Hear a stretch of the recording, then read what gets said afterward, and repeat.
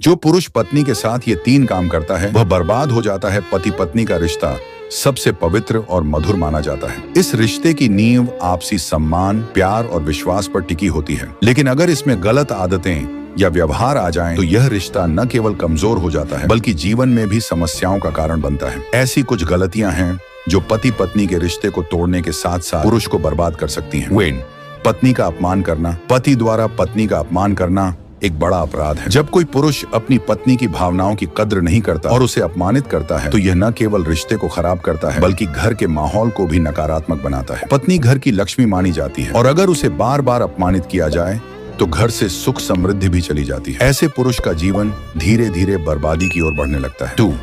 पत्नी पर अत्यधिक शक करना।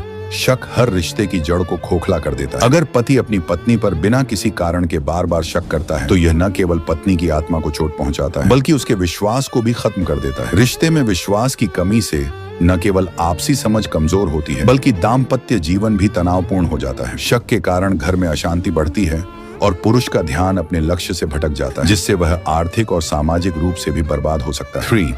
पत्नी की उपेक्षा करना।